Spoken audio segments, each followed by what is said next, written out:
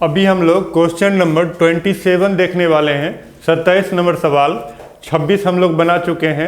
27 number question देखिए आपके सामने है। कैसे बनता है 27 नंबर सवाल?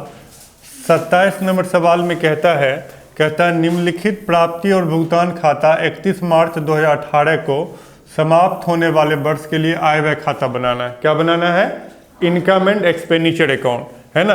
कहता from the following receipt and payment account prepare the income and expenditure account for the year ended 31 मार्च 2018। 2018 के लिए हमको बनाना है इनकम एंड एक्सपेंडिचर अकाउंट। अब जरा देखिए पेमेंट में जो लिखा हुआ है वो क्या सब है। पेमेंट में लिखा हुआ चैरिटी रिवेन्यू एक्सपेंस है ना। तो इसको हम लोग इनकम एंड एक्सपेंडिचर में लिखेंगे। फिर क्या है? सैलरी, ये भी रिवेन्यू है। जितना भी रिवेन्यू आइटम है उसको हम लोग लिखते हैं। और सैलरी के बाद क्या है? रेंट और रेट्स, ये भी लिखेंगे। और क्या है? प्रिंटिंग और स्टेशनरी, ये भी रिवेन्यू है, इसको भी हम लोग लिखेंगे। फिर क्या है? पोस्टेज, इसको भी लिखेंगे। एडवर्टाइजिंग, इसको भी लिखेंगे। परचेज ऑफ फर्नीचर क्या होता है? एसेट्स होता है। फर्नीचर क्या होता है? एसेट्स होता है। फर्नीचर हो गया, बिल्डिंग हो गया, लैंड हो गया, बुक्स हो गया, गवर्नमेंट सिक्योरिटीज हो गया, ये सब क्या है? एसेट्स है। एसेट्स को हम लोग नहीं लिखते हैं। इन्वेस्टमेंट, ये भी लॉन्ग टर्म के लिए होता है, और जो लॉन्ग टर्म के लिए होता है वो एसेट्स है। इस एसेट्स को हम लोग नहीं लिखेंगे। इन्वेस्टमेंट हो गया, बैंक डिपॉजिट हो गया, ये सब एसेट्स है, इसको हम लोग नहीं लिखेंगे। ओके। और बैलेंस CDBD को तो हम लोग लिखते ही नहीं हैं। तो ये हो गया आपका पेमेंट साइड का बात। अब आते हैं रिसिप्ट साइड में। और रिसिप्ट साइड में देखो क्या क्या लिख सकते हैं। रिसिप्ट में बैलेंस BD/CD तो हम नहीं लिखते हैं। क्या लिखते हैं? डोनेशन। और क्या लिखेंगे? सब्सक्रिप्शन, है ना। डोनेशन लिखेंगे और क्या लिखेंगे? सब्सक्रिप्शन लिखेंगे। उसके बाद इंटरेस्ट ऑन इन्वेस्टमेंट। देखो इन्वेस्टमेंट को नहीं लिखते हैं, लेकिन इंटरेस्ट ऑन इन्वेस्टमेंट को लिखते हैं। किसका क्या कारण है? इसका कारण ये है कि इन्वेस्टमेंट में लॉन्ग टर्म के लिए पैसा जमा करते हैं, उसको कहते हैं इन्वेस्टमेंट। और इंटरेस्ट जो है वो बार बार मिलेगा। इंटरेस्ट जो है वो बार बार मिलेगा, ब्याज जो है बार बार मिलेगा, इसलिए हम इसको लिखते हैं। जो इन्वेस्टमेंट पे हमको इंटरेस्ट मिलना है वो मेरा रिवेन्यू इनकम है। कौन इनकम है? रिवेन्यू इनकम है। और रिवेन्यू इनकम को हम लोग लिखते हैं। फिर है सेल ऑफ ओल्ड फर्नीचर। देखो फर्नीचर क्या होता है? असेट्स होता है। असेट्स को खरीदेंगे या बेचेंगे वो सब हम लोग नहीं लिखेंगे। किस में? इनकम एंड एक्सपेंडिचर अकाउंट में।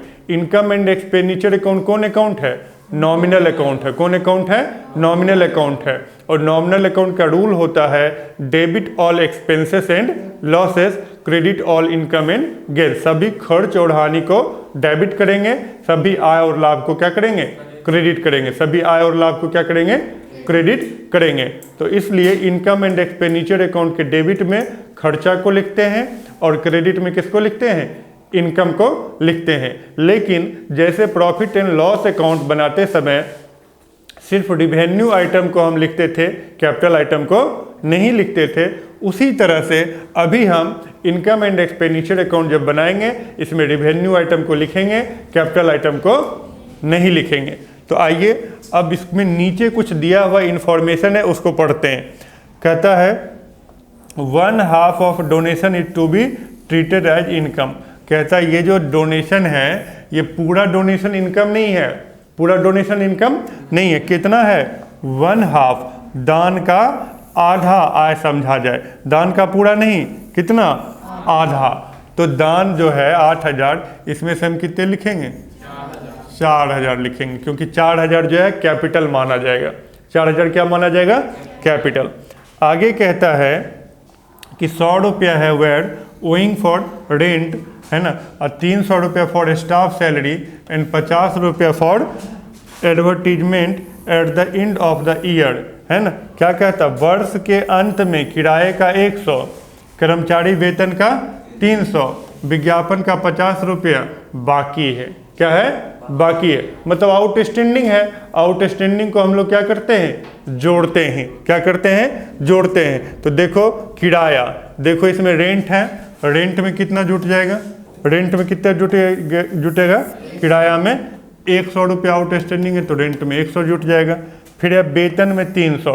देखो सैलरी कहाँ लिखा हुआ है, सैलरी लिखा हुआ है यहाँ पे, सैलरी में कितना जुटेगा 300।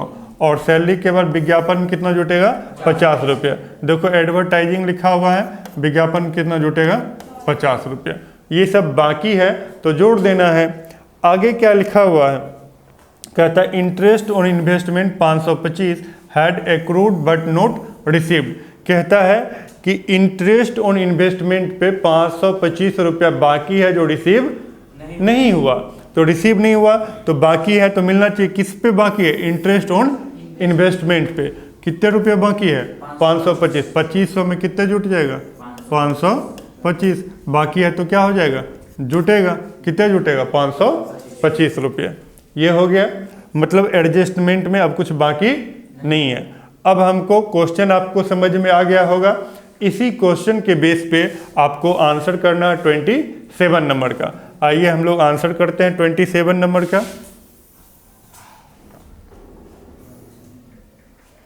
27 का आंसर करना है।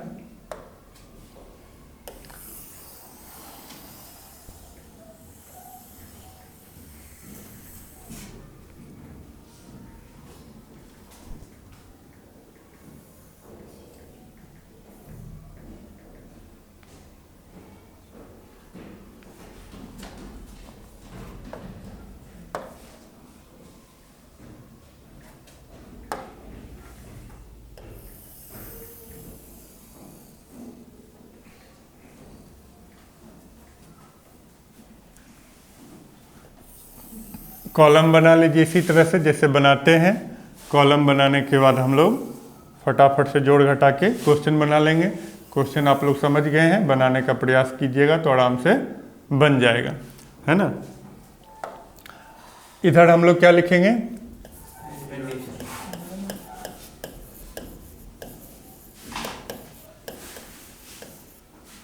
एक्सपेंडिचर लिखेंगे। इधर क्या लिखेंगे, इनकम। क्या लिखेंगे, इनकम। अब आराम से करना शुरू करते हैं। ये पेमेंट से सब किधर जाने वाला है, पेमेंट से सब एक्सपेंडिचर में जाएगा। किधर जाएगा, एक्सपेंडिचर में। देखो पेमेंट में क्या लिखा हुआ है, चैरिटी। चैरिटी कितने लिखा हुआ है 10,500। चैरिटी के बाद क्या लिखा हुआ है, चैरिटी के बाद क्या लिखा हुआ है, स्टाफ सैलरी। कितना है 2600। लेकिन देखो स्टाफ सैलरी 2600 जो है उसमें बाकी भी है। क्या है, बाकी भी है ना। स्टाफ सैलरी है 2600। कितना है 2600। लेकिन इसमें आउटस्टैंडिंग है। क्या है, आउटस्टैंडिंग सैलरी। कितने है आउटस्टैंडिंग सैलरी, कितने सैलरी बाकी है, कितना आउटस्टैंडिंग सैलरी है 300।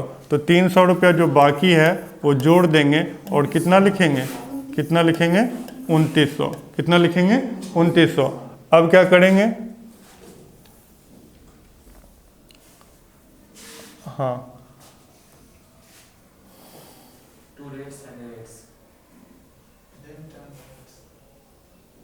उसके बाद स्टाफ सैलरी के बाद क्या लिखा हुआ है, देखिए रेंट और रेट्स। क्या लिखा हुआ है, रेंट और रेट्स। तो वो लिखेंगे।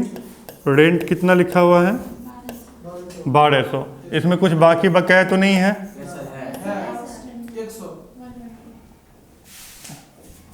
रेंट है कितने 1200।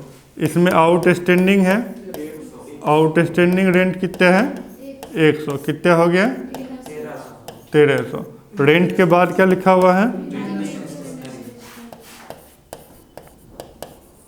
Printing and stationery. कितना, इसमें भी कुछ बाकी है नहीं है।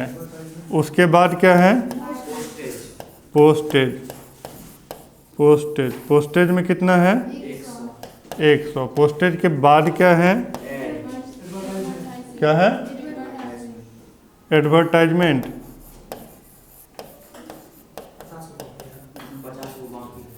कितना है एडवर्टीजमेंट? 250। इसमें बाकी कितना है? आउटस्टैंडिंग एडवर्टीजमेंट क्या रुपया बाकी है? 50। कितना हो गया? 300। उसके बाद अब कुछ नहीं है। अब आइए साइड चेंज कीजिए, रिसिप्ट से किधर लिखेंगे? इनकम में। रिसिप्ट में क्या लिखा हुआ है? बैलेंस बीडी तो नहीं होगा, क्या लिखा हुआ है? डोनेशन। क्या लिखा हुआ है? डोनेशन। कितना है डोनेशन? डोनेशन है 4000। डोनेशन के बाद क्या लिखाएगा? सब्सक्रिप्शन। सब्सक्रिप्शन। सब्सक्रिप्शन कितना है? 12000। सब्सक्रिप्शन के बाद क्या लिखा हुआ है? सब्सक्रिप्शन हो गया इंटरेस्ट ऑन इन्वेस्टमेंट। क्या लिखा हुआ है? Interest on investment. इन्वेस्टमेंट कितना है? कितना है? 2500। 2500। इसमें आउटस्टैंडिंग भी है। आउटस्टैंडिंग इंटरेस्ट ऑन इन्वेस्टमेंट कितना है? 525। कितना है? 525। 525 जोड़ दीजिए, कितना हो गया? 3025। उसके बाद क्या है? Sale of old furniture. Furniture क्या होता है? असेट्स होता है। असेट्स को हम लोग नहीं लिखते। हो गया? और कुछ है? अब कुछ नहीं है, बस खत्म हो गया कहानी। अब जोड़िए 4000, 12000, 12000 है ना? 12 4 16 और 3000। 16 3 19025। इधर का जोड़ हो गया 19025। 19025। 19025। और इधर का जोड़ लीजिए 10000, 12000, 13000 और उसके बाद कितना हो गया? 15400। 15400 कितना हो गया? 15400। 15400। 15400 घटाइए, कितना आया? कितना आया? 3625। कितना आ गया? 3625 आ गया। 3625। तो इधर का इनकम है कितना? 19025। इनकम है 19025। तो यहाँ भी लिख देते हैं 19025। अभी 19025 इधर है नहीं, इधर कम है। कितना कम है? कितना कम है? 3625 कम है। तो जो कम है उसको क्या लिखेंगे? सरप्लस। क्या लिखेंगे? सरप्लस। सरप्लस कहाँ से आया? तो इनकम जोड़ लिए, खर्चा जोड़ लिए, इनकम में से खर्च को माइनस कर दिए, तो जो बच गया पैसा 3625 रुपया, ये हमारा क्या है? सरप्लस है। क्या है? सरप्लस है, बचत है। क्या है? बचत है। तो ये क्वेश्चन नंबर आपका कौन कंप्लीट हो गया? अभी 27 नंबर। 27 नंबर क्वेश्चन आपका कंप्लीट हो गया।